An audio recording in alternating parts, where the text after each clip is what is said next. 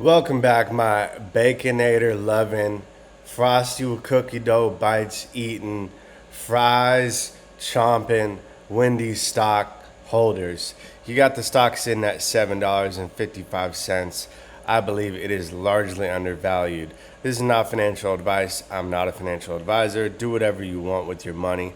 You saw a volume spike Wednesday, June 24th, all the way to let's say Thursday, July 2nd, and now it's coming down to normal areas of volume. But volume does precede price. I think this little bump, it wasn't really a big move up, $6 to $9. I mean, come on, man.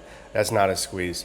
I think this little bump was just a foreshadowing of what's going to happen in the future, all right? This stock is down like 75% from its local high of $25 a share. Check this out. On Wall Street Bets, Wendy's posts are being censored.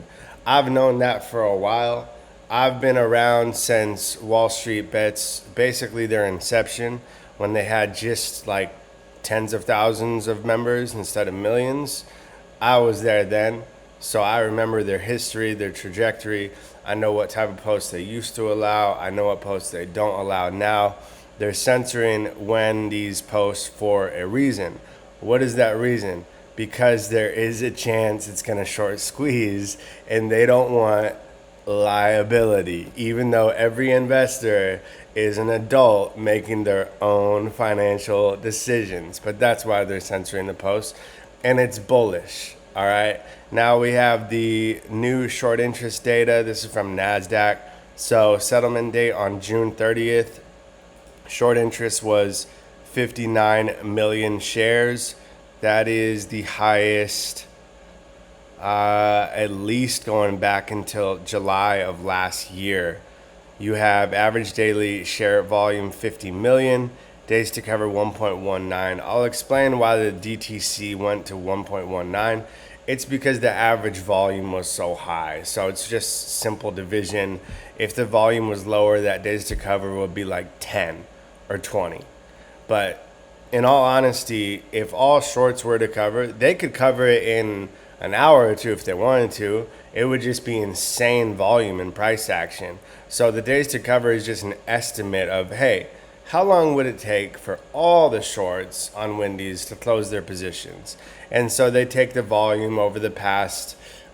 Now, this is the thing. Each source looks at a different average volume. So some sources look at the last 5 days of volume. Some look at the last 30 days of volume, and so on and so forth. So you're going to see different days to cover. The main thing to look at is the short borrow fee rate. It's only like 6% right now. I want to see that towards 100%, but I still largely believe Wendy's is going to squeeze. And even if it doesn't, I think it's going to move multiples from here and make a lot of people money. Love you so much. See you at the bell tomorrow. Peace.